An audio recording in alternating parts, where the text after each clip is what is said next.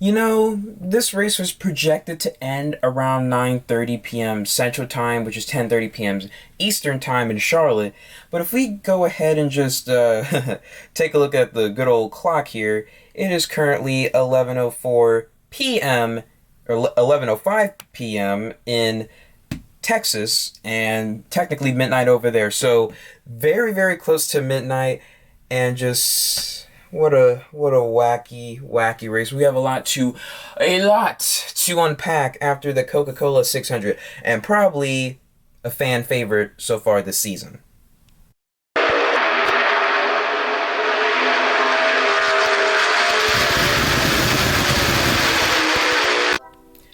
Hey guys, NASCAR Mobile 48 back again. Welcome back to another episode of NRR. In today's video, we are reviewing the 2022 Coca-Cola 600 from the famed Charlotte Motor Speedway. And what just a wacky, weird race it was. I mean, every single stage had its moment. But let's admit, the first stage was, well, between from the other stages, the first stage was the calmest one. The stage 2, stage 3, stage 4, they were all hectic. Very hectic and stuff. So still a lot of stuff to impact. We had a flip, we had tire issues everywhere. Goodyear striked again today. We had a driver who was on pace to have the biggest comeback in NASCAR history, well, my history, that I've ever seen in my life, since Chase Elliott in the Roval, and he wrecked out, and just a lot of crap happened. And the pole sitter, who literally was out there doing pretty good in the first stage, and then wasn't really a show or really competing for the lead in stage 2 or stage 3, comes back to win it in the final stage. Total Harrison Burton moment. That is a total Harrison Burton moment, but we'll get to that in a minute. But before we begin, we are going to talk about what we're going to be doing. So basically, I'm going to be reviewing the top 10 as usual. Then I'm going to be rating the race, and once I'm done rating the race, I'm going to be talking about everything that happened in the race, because it's the biggest story of the race, and basically a lot of stuff happened. So I'm just going to go and review of what happened today, and then we're going to look at our drivers of the day and end it off from there. So let's go ahead and get ready for this video. Finishing first was Denny Hamlin. What a race for Denny Hamlin. I mean, he won the pole for the race, showing that Toyota was starting to assert back to their dominance, because Toyota, they're usually good at Charlotte, so I wasn't really surprised and all. But what a race for Hamlin. He basically started off pretty well. He was competing for the race lead, and then he started to fall back later in the race, but he was still like running in the top 5, top 10, so nothing really big. But then later in stage 2, he got caught up in that big wreck when Blaney got loose and initiated that big wreck that collected like him, Kurt Busch, Byron Keselowski, Burton, McDowell, Gillen, Wallace, Truex, and maybe some others. And Hamlin had a little bit of damage and stuff, but he still came back from that. And then he was still running decently in the top 10. And then out of nowhere, we had that last wreck happen. Hamlin came out in the lead. It was him versus Kyle Busch. He was going against Kyle Busch. Kyle Busch was on the outside. He got loose, and then once Hamlin was clear of him, it was all it. That was the sunset. Goodbye. Even though it was like nearly midnight there, but Hamlin got the win from the pole, his 48th career win, and this is really cool for Denny Hamlin. He has won at least a crown jewel race 7 times now in the Cup Series. He's won the Daytona 500 3 times. He's won the Southern 500 3 times, and now he's won the Coke 600. So very good historic day for Denny Hamlin indeed, and probably the last the last different crown jewel event, because we don't host the Brickyard 400 anymore. But with this new next gen car, I think we should probably one day. But this was his second win of 2022. He's the third driver to get at least 2 or more wins in the 2022 season, and JGR has now won 3 of the last 5 Coke 600 races with Truex and Kyle Busch in 18 and 19, so really cool for them. This was also the longest Coke 600 in history, so we actually did it. We proven Mike Joy wrong, finally. And also, like I said before, this literally reminded me of the 2020 Xfinity race at Homestead, where Harrison Burton, he was on pole. He didn't qualify there. It was just based on like random crap back in 2020. He was on pole. He was decent to start off in the race, and he kind of fell back. He wasn't really a contender. He was like running like 10th the entire day. And then later in the race, when a late race caution came out, he had a good restart and got to like Gregson and Jr. and Chastain and Cindric and won the race. So this literally reminds me of that. So just wanted to point that out. But congrats to Denny Hamlin and the 11 team. Finishing runner-up and second was Kyle Busch, teammate of Denny Hamlin, and Kyle Busch had a pretty eventful day as well. Started fourth in the race.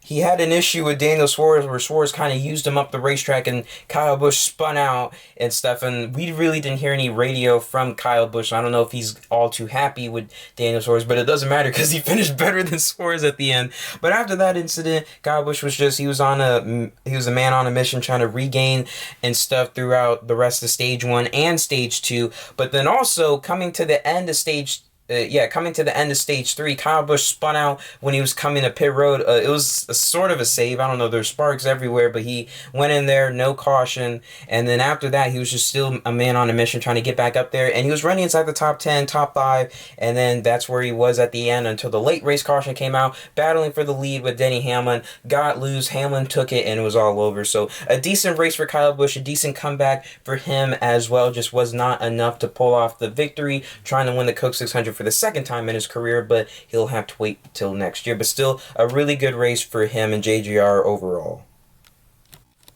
Finishing third was Kevin Harvick. Harvick, in my opinion, kind of sort of had a relatively quiet day. I mean, other than like his issue with Stenhouse and stuff, he was relatively quiet. It's like running in like the top 15 most of the time. Ends up getting third because of like the late race wrecks and stuff. But back to the whole Ricky Stenhouse thing, Harvick hit the wall, and I believe they said like the front toe was out, but unlike Chase Elliott, he was able to still continue, and he was being used up from Stenhouse, and Harvick was not happy. And we know the relation with Harvick and Stenhouse with Kevin Harvick Incorporated, so Harvick wasn't too happy about it. So we will definitely not be seeing Ricky Stenhouse Jr. in the 4 or the 10 car next year or the year after. Just saying, but still decent finish for Harvick in the 14.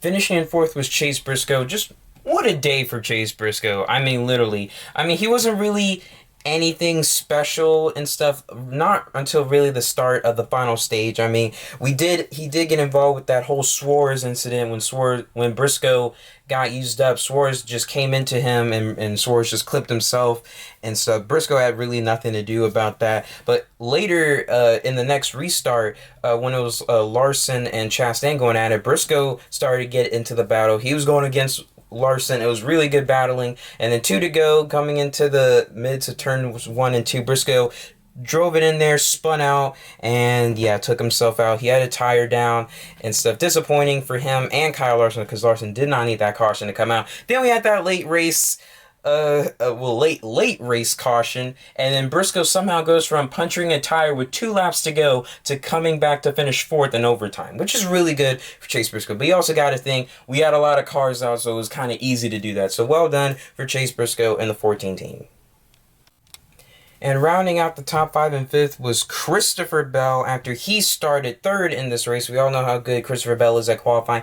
He was also having a pretty quiet day. He was running in the top 5, top 10, had a really good car. And then I believe he started having his issues at the end of stage 2 where Stenhouse got into Bell, and then Bell kind of got into the wall, and then Almirola was pushing Bell, and Bell got himself into the wall. And when I saw Almirola pushing Bell, I was thinking 2021 Daytona 500 revenge? But nah, I think it's just Bell. He had a tire going down. So Bell had issues at the end of stage 3. I mean, the end of stage 3, just like his teammate Kyle Busch. But in the end, with the whole weird stage 4, Bell was able to come back and get a 5th place finish. So well done for C. Bell. Finishing 6th was my boy Reddick. This boy cannot catch a break. Ever since Bristol Dirt, this man has had issues left and right. Minus the Darlington race, he's had issues left and right. He had a really good car. He started 8th in the race. He was running top 5, top 10. He really had a strong car, a car capable of winning. He led a lot of laps, not the most, but he led a few laps here and there. And then suddenly, for my boy Tyler Reddick, it happened. It was like towards like somewhat the beginning of the stage. It was like of stage 3. It was kind of in the middle of it. Reddick had a tire go down. It just sucked. You also heard the voice in Clint Boyer when he was talking about Reddick having a tire down. You just heard like the disappointment because Reddick he's just been trying so hard to get that win. This just goes back to how crucial that win at Bristol Dirt could have been, because you're having to try to fight to get another win just to get into the playoffs, and it's hard right now. So it does suck for Tyler Reddick, but he was able to come back from that because I believe he got like 18 points in the stages and stuff, and some people were saying, oh, I guess we'll see how he ends up there, but he gets a 6th place finish, so a decent comeback for him. But once again, with all the late race cautions and wrecks and stuff, 6th place finish, just take that, go home, move on to Gateway. So well done by Reddick and the 8 team. Finishing in 7th was Ricky Stenhouse Jr. Ricky Stenhouse does it.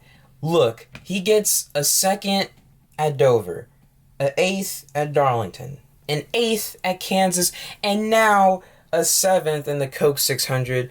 What a race. 4 straight top 10 finishes for this man, yet he had a bit of run-ins. Yeah, we know at the beginning of stage 2, he had that run-in with Kevin Harvick. We also know he also had, even later in the stage, he had a run-in with Christopher Bell and stuff. So he wasn't really making any friends out there. And then Karma kindly came back to bite him with the last caution of the night, where Larson clipped Austin Dillon in the Chastain, Logano, Custer, Truex. They all got involved. Stenhouse also got involved a little bit in that wreck. He probably got involved like in the least amount of weight, just probably got a little bit of damage, and that's it. Still restarted, finished 7th. They'll just take that, go home. That's JTG for y'all. That's JTG, but still decent finish for the 4017. Finishing in 8th was Michael McDowell. Really, nothing really to say about Michael McDowell. He had a really clean race. I mean, minus the fact in stage 2, he did, like I said, with the Blaney getting loose and initiating that big wreck in like turns 1 and turns 2, he did get caught up in it as well as his teammate Todd Gilliland. But ever since that, back in stage 2, this is a 400 lap race. He was able to come back from that. He was like running in like the top teens. He was like running in like in the top 20 somewhere, sort of in the top, no, mostly in the top 20, like 16, 17, 18, around there. And then, you know, with all cautions and big wrecks happening and stuff, he was able to get himself up into the 8th place finishing spot. So well done for him in Front Row Motorsports. And oh my gosh, now we're on to Kyle Larson. First of all, Larson has had the weirdest guru luck this weekend that you'll ever see. It was destiny for him to make a huge comeback, but he didn't. Anyway, it starts off like this. Larson had an issue.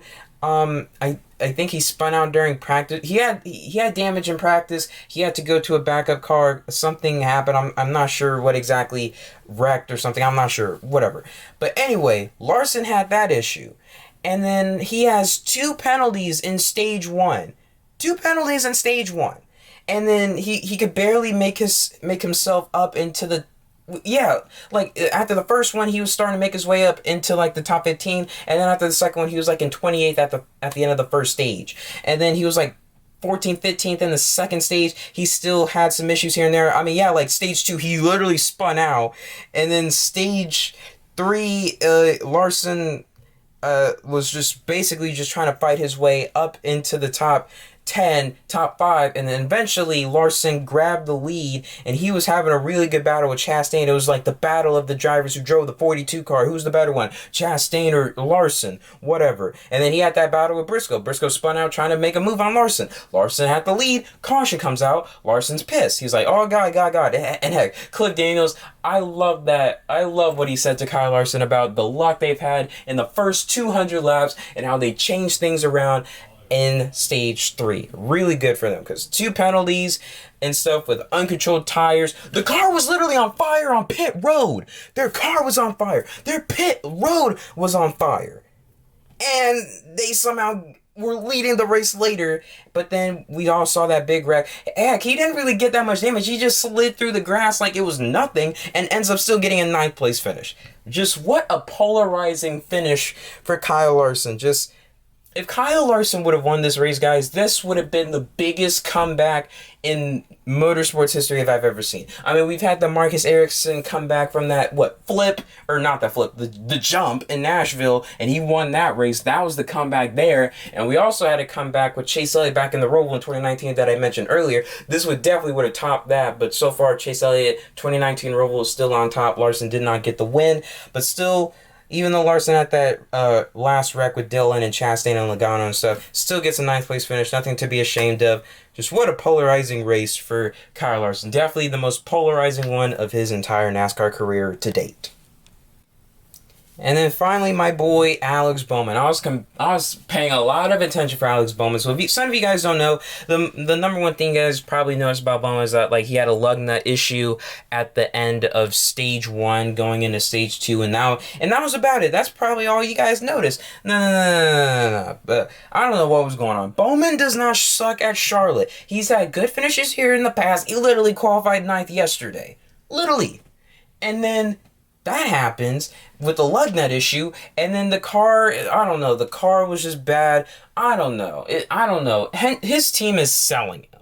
I mean, there's no reason why Bowman always gets the worst car out of his teammates. I mean, that's literally a given fact. Not really. I don't know. I'm just a mad Bowman fan right now. But he got a top 10, so screw it. Whatever. Just a weird night. I just want to go. Just get ready to go to sleep. It's literally 11:30 as I'm recording this right now. But whatever. Bowman gets a top 10. Screw that. Whatever. Good. Let's go ahead and rate the race. And now let's rate this race. This was definitely the best Coca-Cola 600 I've seen since I became a fan.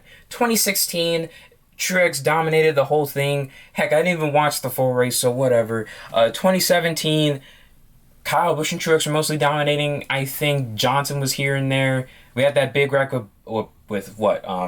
Keselowski and Elliott. They were recording Logan Lucky. Dillon won the race. 2018, Kyle Busch. They were saying, oh, Kyle Busch, is this redemption? Yeah, he just won the whole freaking thing, so that was boring as crap. 2019, somewhat eventful. There were some crashes with Dillon, Larson. I don't know. Truex won the race with that weird-looking eagle paint scheme. And then 2020... heartbreak because I thought Johnson would win. Then he got disqualified. It was also... Wait, did I even record my first NRR video? No, it was the next one. Anyway, that happened. And then last year... Who won last year? Larson. It was a Hendrick dominant, whatever. And this one has definitely been one of the best Coca-Cola 600 I've watched in recent history. So, really good race. It was wacky. It was weird. It was something. Tires, drivers, something, whatever. It was cool. It was also just like the greatest day in racing. Because we had the breakfast in Monaco, the lunch in Indy, and the dinner in the Coke 600 that somehow ends at midnight, but okay. Anyway, it was a good race. So if I had to really rate this one, what should I give the Coke 600? I'm going to give it a 9.6 out of 10. It was a really good race. Like I said, one of the best ones I've watched in recent history. Just a great day of racing and stuff. And just you can just see how much of an impact the next-gen car is putting on these mile and a halves. Like, Logano predicted it from the Xfinity race yesterday that the racing was really good. I mean, the Xfinity race was pretty good and stuff. One of the best ones in Charlotte, well, according to Logano. And this one was also really good. So I have to admit, Charlotte... I don't like Charlotte. I mean, mostly because when I played it on the games, I don't like it. But Charlotte's actually a pretty decent track and stuff when we run it on the oval. So this was a really good race. It's the one track that will actually mind over 500 miles because it's a crown jewel. But still, really cool race and stuff. Just the next gen car. We go from the terrible intermediate racing at Texas to the great, possibly the best intermediate racing today at Charlotte. So really cool event. Let's see what happens at Gateway next week. But yeah, I'm going to rate this a 9.6 out of 10. Let me know what you guys would give it in the comment section below. Okay, y'all. This is the Coca-Cola 600 in a nutshell. First of all, pre-spins out. Busch and Gragson react. They also spin as well. Bilicki spun out throughout the race. After the race, Suarez moved up into Kyle Busch. Kyle Busch got loose and he spun out. LaJoie smacked the wall in turn 2, just like in practice. And Spire worked on that car till 7 a.m. So a weekend for them to forget. Larson had 2 penalties in stage 1. Suarez was doing really great. Then he started to fall off. Elliott won stage 1. Then Bowman had that lug nut issue. Wallace spun out. Larson was on fire. Cindric backed into the wall. Blaney got into the wall. So not a good day for Penske Indy 500 wise and Coke 600 wise. Larson spun out later in the race. Trackhouse cars were up in front. Elliott got loose. He was into the wall. Tire down. Blaney was loose. He initiated that big wreck that collected Kurt Busch, Byron, Keselowski, Hamlin, Burton, McDowell, Gilliland, Wallace, and Truex and Gragson. Elliott was done because of a bent front toe link. Wallace was done. DVP dumb. They really need to get rid of the damaged vehicle policy. It's literally dumb. Suarez won stage 2. It was Trackhouse versus JGR at that point. Harvick hit the wall. Like I said, with the contact with Stenhouse, Gregson spun out. He was spun out in the infield. He was having a strong round in the top 10 at one point. Stenhouse got into Bell. Bell had his issues. Kyle Busch spun out coming into pit road. Chastain won stage 3. Truex got into Almirola. Almirola got into Jones, and Jones was into the wall and stuff. Eric Jones. Reddick had a tire down. It's also that happened. Suarez got into Briscoe. Suarez clipped Gillen and Buescher. My boy Buescher, underrated NASCAR driver in the Cup Series. Like I said in the past before, I'll stick by it. Digged into the infield. I think there was like a pipe or drain or something. He dug into that. He flipped, but he was okay. Good thing Buescher was okay. Everything was good. That was the first flip at Charlotte since Mike Skinner back in 2009 in the Truck Series, so that was something.